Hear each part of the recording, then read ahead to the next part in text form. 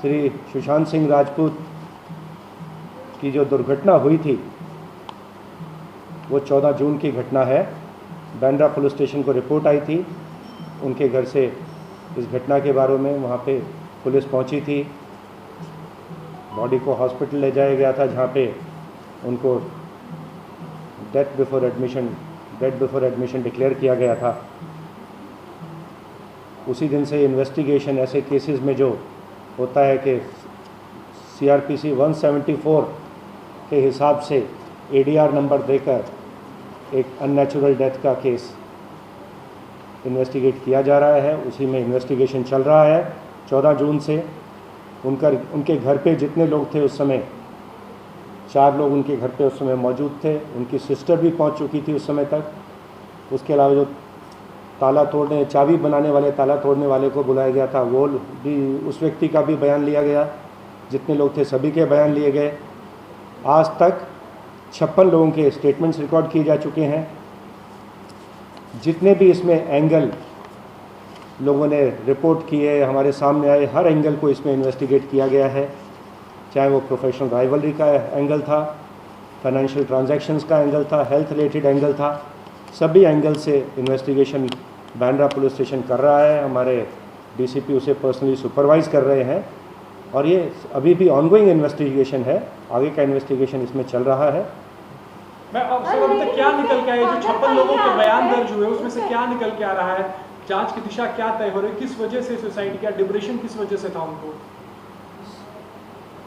उनको डिप्रेशन तो एक क्लिनिकल डायग्नोसिस है, एक इलनेस है। किस कारण से इलनेस होता है ये तो डॉक्टर्स ही बता सकते हैं, उसके बारे में तो हम कुछ बोलेंगे नहीं। बट ये अवश्य सामने आया है कि उनको बाइपोलर डिसऑर्डर था शायद, इस प्रकार का। 4 जो उनके साइकेट्रिस्ट इलाज कर रहे थे उनसे उसका वो इलाज ले रहे थे, उसके बारे में निरंतर दवाइयाँ लेते थे, ये हमारे सामने आया है। और क्या सर्कमस्टांसेस थे जिसकी वजह से उन्होंने अपनी जान ली उस समय, वही हमारा सब्जेक्ट ऑफ इन्वेस्टिगेशन है। और ऐसा इन्वेस्टिगेशन जो एक 174 का इन्वेस्टिगेशन होता है, उसके 2 निष्कर्ष निकल सकते हैं। या तो इन्वेस्टिगेशन के बाद ये निष्कर्ष निकल सकता है कि इसमें कुछ क्रिमिनलिटी नहीं है, ऐसे में उसे ADR फाइनल के लिए मजिस्ट्रेट कोर्ट भेजा जाता है, मजिस्ट्रेट उसको एग्जामिन करके क्लोजर करता है। या इन्वेस्टिगेशन के दौरान ये सामने आता है कोई क्रिमिनलिटी है तो उसको एक कभी किसी भी समय उसमें IPC के हिसाब से गुना दाखिल करके आगे का इन्वेस्टिगेशन का ये आरोप है कि हमें मुंबई पुलिस की जांच पे भरोसा नहीं है और उनके फादर ने जो स्टेटमेंट दिया है रिया चक्रवर्ती के बारे में, वो स्टेटमेंट मुंबई पुलिस को नहीं दिया था। श्री सुशांत सिंह राजपूत के पिता श्री, उनका नाम क्या था, कृष्ण कुमार सिंह, और उनकी 3 बहनों का नीतू सिंह एंड करिश्मा एंड उनके ब्रदर इन लॉ का स्टेटमेंट 16 तारीख को रिकॉर्ड किया गया था। हमारे पास स्टेटमेंट्स भी हैं और उस स्टेटमेंट में उन्होंने कोई शक व्यक्त नहीं किया था। ये सभी स्टेटमेंट्स उनके जो ब्रदर इन लॉ पुलिस में हैं श्री OP सिंह, उनकी प्रेजेंस में रिकॉर्ड किए गए थे। जो उन्होंने बताया उसमें उस हिसाब से इन्वेस्टिगेशन भी किया गया। लेकिन ये उन्होंने अवश्य कहा था प्रत्येक ने के स्टेटमेंट उन्होंने अपनी जान ली है, ना तो उन्होंने कोई मर्डर का आरोप किया, ना कोई उन्होंने सस्पिशन बताया और ना किसी व्यक्ति से उनकी शिकायत थी। इस प्रकार के बयान उन्होंने उस समय दिए थे। और जो कानून में CRPC में क्रिमिनल लॉ में फर्स्ट इन्फॉर्मेशन होती है उसकी बहुत सैंक्टिटी होती है। फर्स्ट इन्फॉर्मेशन उसके श्री कृष्ण कुमार सिंह ने मुंबई पुलिस को दी थी, जो उनके स्टेटमेंट के उनकी साइन स्टेटमेंट हमारे पास है, उसमें रिकॉर्डेड है हमारे पास। और उसके ऊपर कानून में भी जो फर्स्ट इन टाइम होता है, अनकरप्टेड वर्जन, बिना आपको सोचा समझा आपका वर्जन नहीं होता, जो आपको इमीडिएटली मालूम होता है, वो वर्जन जो आप रिकॉर्ड करते हैं वो हमारे पास है। उसके बाद भी लेकिन हमने उनके सिस्टर्स को दोबारा बुलाया करॉबरेशन के लिए, जो फैक्ट सामने आए थे। उनकी सिस्टर्स उसके बाद से हमारे इन्वेस्टिगेशन जो है नहीं हुई है। और अगर किसी को भी किसी के बारे में भी कोई शिकायत है तो अवश्य ही वरिष्ठ अधिकारियों से मिल सकते हैं, हमारे से आके मिल सकते हैं। और कोई भी उनकी अगर किसी एंगल से वो चाहते हैं इन्वेस्टिगेशन किया जाए, हम अवश्य इन्वेस्टिगेशन करेंगे। लेकिन उनके सिस्टर और ब्रदर इन लॉ आकर हमारे वरिष्ठ अधिकारियों से भी उस समय मिले थे, जॉइंट कमिश्नर से मिले थे, डिप्टी कमिश्नर से मिले थे। उन्होंने हमसे मदद मांगी थी कि उनके जो पौना की प्रॉपर्टी है, घर की प्रॉपर्टी, जाके सामान वगैरह चेक करने के लिए, ले जाने के लिए पूरी मदद की गई थी। उस समय भी किसी प्रकार का शक या हमारे इन्वेस्टिगेशन के बारे में कोई भी शिकायत उन लोगों ने कन्वे नहीं की थी। सर, रिया चक्रवर्ती के बारे में क्या आप लोग के इन्वेस्टिगेशन में क्या निकल के आया? दोनों के बीच में, सुशांत और रिया के बीच में रिश्ते कैसे थे? क्या जो आरोप बिहार पुलिस ने अपने FIR में दर्ज किया उसमें कुछ भी सत्यता है? आपके इन्वेस्टिगेशन में क्या आया है सुशांत? अभी सत्यता तो क्या आरोप लग रहे हैं, सत्यता तो सामने, इट इज़ ऑनगोइंग इन्वेस्टिगेशन। अभी हमारा इन्वेस्टिगेशन कोई कंक्लूड नहीं हुआ है। कुछ फाइनेंशियल इरेगुलरिटीज़ के बारे में भी हमने पढ़ा था और शायद बिहार के FIR में मेंशन्ड है कि उनके अकाउंट से 15 करोड़ साइफन ऑफ किए गए। जितना हमने अभी तक प्राइमा फेसी जितने अकाउंट्स देखे हैं, बैंक स्टेटमेंट, उनके लेजर्स, उनसे CA से जितना बातचीत हुई है, बयान लिया गया, उसमें ये सामने आया है कि टोटल उनके अकाउंट में करीब 18 करोड़ रुपए थे।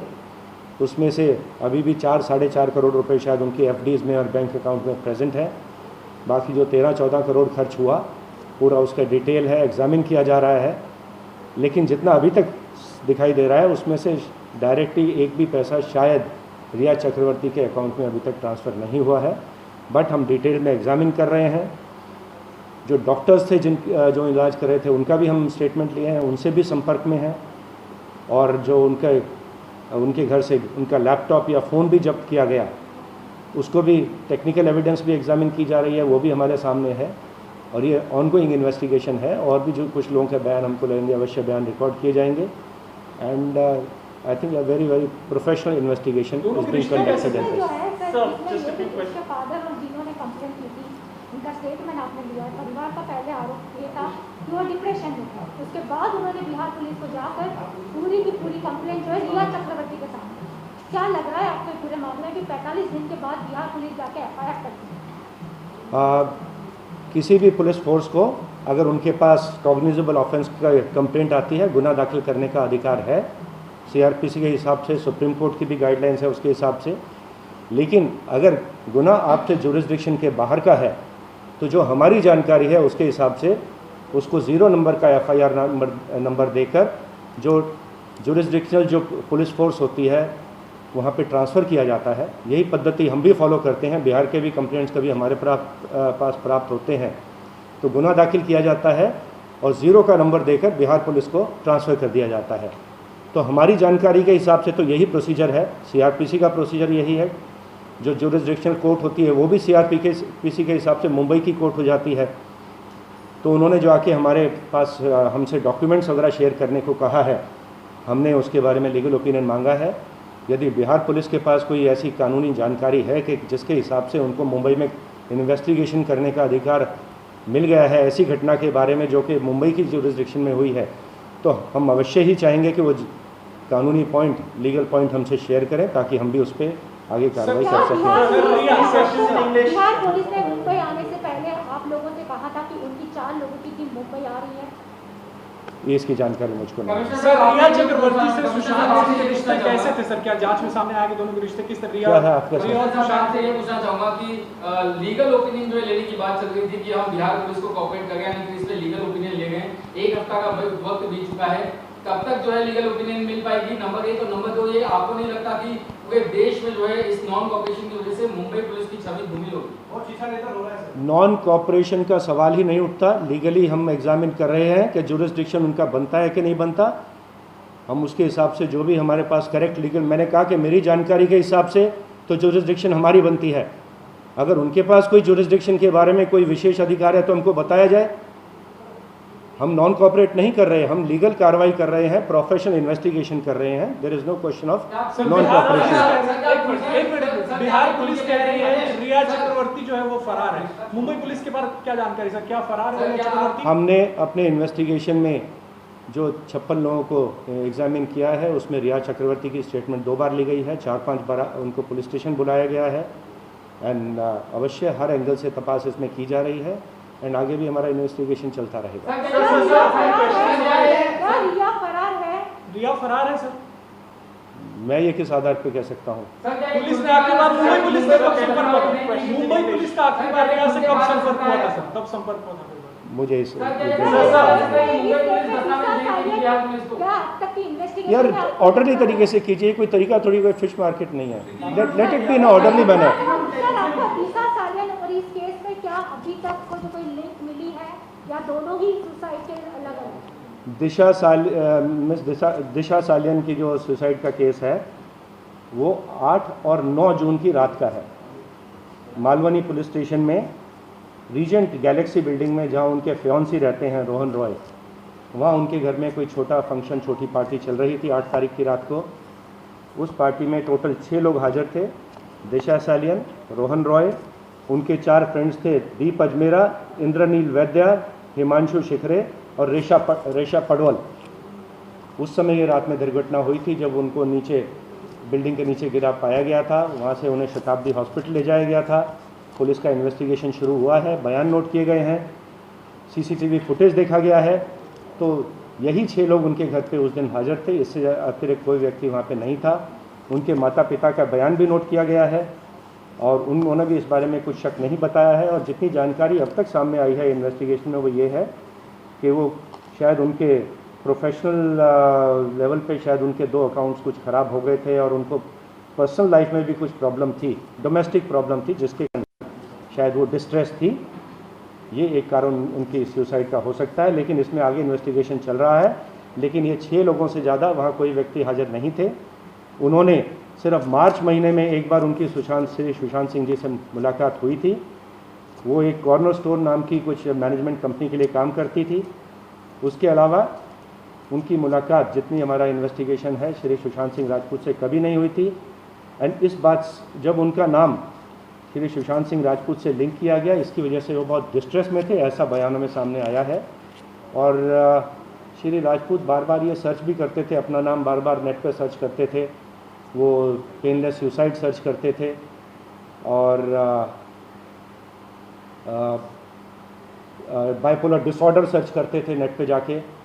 और इस बात से बहुत डिस्ट्रेस में थे कि उनका नाम दिशा सालियन से कनेक्ट किया जा रहा था। इनफैक्ट उनका एक मैसेज इस प्रकार का प्राप्त हुआ है कि उन्होंने अपने एडवोकेट थी कि उनकी पहचान की, उससे पूछा है हु इज़ दिशा सालियन, तो उनकी कोई पहचान भी नहीं थी, सिर्फ एक बार मुलाकात हुई थी। लेकिन सोशल मीडिया पे कुछ इस प्रकार का पॉइजनस वो चलाया गया था कि उनको लिंक करने के लिए, और जिसकी वजह से बहुत डिस्ट्रेस। सर, सुशांत के घर में भी पार्टी हुई थी क्या उनके मौत से ठीक पहले वाले रात? हमारे पास 13-14 तारीख का जो सीसीटीवी फुटेज मौजूद है बिल्डिंग का, उससे नहीं लगता कि कोई भी वहाँ पे पार्टी उनके घर में हुई थी। रिया घर छोड़ के क्यों चली गई थी सर? रिया क्यों घर छोड़ के चली गई थी? सुशांत के क्या रिश्ते ठीक नहीं थे दोनों के बीच में?